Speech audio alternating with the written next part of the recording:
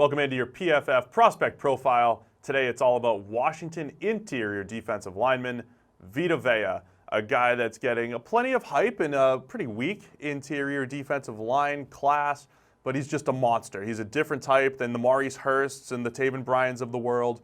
340 plus pounds, but let's start with the big question mark. Is he just a two-down, run-stuffing, can't move him type of nose tackle, or is he a guy that can get after the quarterback? Because that's where you're really going to get into that first-round value. You can't just have a run-stuffer in the first round. Yeah, you really can't. We saw what the Browns did a few years back with Vita Vea's former teammate Danny Shelton, who he's going to get a lot of comps to. Shelton lived up to basically his draft stock in terms of he was a very good two-down run stuffer. He was that, and then they trade him for a mid-round pick this year to the Patriots because that's how much that's worth. If you're just a two-down run stuffer, you're not worth the first-rounder in the NFL nowadays.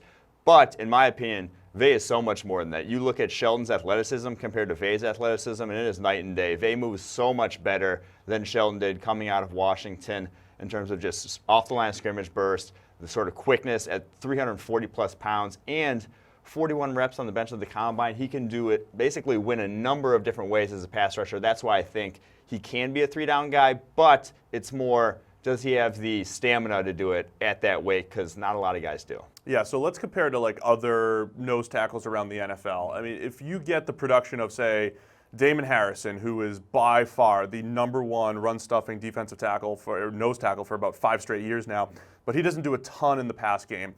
Is that good enough for the first round because he's special? Or do you have to be a Linval Joseph, a guy that gets after the quarterback pretty well? Do you have to be a Marcel Darius who gets after the quarterback pretty well? We're talking about all-around three-down players. Can Vea put up that type of production? I know they're different body types. Can you put up that type of production on the interior where maybe you move him around a little bit and let him rush the passer from a few different spots? I think he can. I think he can be a Linval Joseph type, even a Kenny Clark type, to where they're impacting the pass game as well, at least pushing the pocket enough to where quarterbacks aren't going to be able to step up, even if they're not consistently walking them all the way back to the quarterback. I think he's that type of player. He has those type of physical traits, and already I saw him flash a spin move a few times. When a 340-pound guy does a spin move and does it well, he's moving up my board. So now are we talking about Dontari Poe? Because he was a 340-pounder who had crazy athleticism, but Poe's career looked like it was on this upward trajectory. Bad rookie season, very good sophomore year, and then he's just kind of leveled off as just a solid, good, okay player, not a great player. I think, in my opinion, he's already a better pass rusher than Poe was coming out. Poe was very underdeveloped in that regard coming out, and that's why it took him a while to get there. But then Poe sort of burned himself out by playing 900 snaps a year. That, to me, is the bigger question mark with Vay. Is how many snaps is he actually going to play? Because even in his time at Washington, the most snaps he ever played in the season was only 62% of the snaps there, and that's in college. You get to the pros, you need to be above that at least to be able to warrant a first-round pick. The guy's got to be on the field. If he can't stay on the field because he is too heavy, and he's not, just like he's out of wind, and he's giving you bad reps because he is tired, that's going to be an issue. All right, let's go check out the grades. It's straight from the PFF draft guide. It's all a part of PFF Edge and Elite. You guys can read them for yourself. The run defense is what we've talked about. We feel pretty good about that at the next level. 91.6 last year. That's an elite grade. He moves people at the point of attack. He can shed blocks, finish plays. He was 5th in run stop percentage. When you talk about stopping the run, it's disruption and finishing. It seems like he's got both of those going for him. But then the pass rush grade, 88, which is excellent, and his pass rush productivity, 10.3. That's 8th in the draft class last year. Compare that to Shelton, who you said before.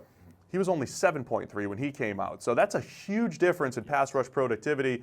We talked about the power.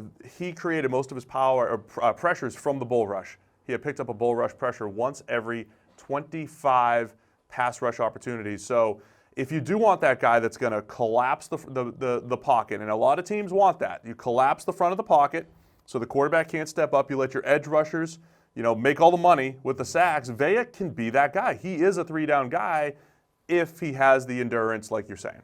Yeah, there's not a lot of question marks about his actual on-field performance. It's the endurance. It's can you maintain that at 340 because the knees go quicker when you're that high.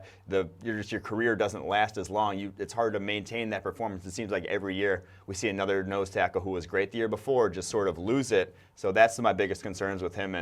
But if I really need a nose tackle, if I think I'm close and I'm a nose tackle away from really competing for a Super Bowl, I'm drafting him in the first round. Yeah, we're all big fans of Vita Vea here. You said his tackle radius is iffy at best in the draft guide, though. It doesn't have those long arms to get up and down the line? Especially long arms, but he can move up and down the line. I like you using my scouting term, tackle radius. It's all in the PFF draft guide. Go get yourself Edge and Elite. That is your scouting profile on Washington interior defensive lineman Vita Vea.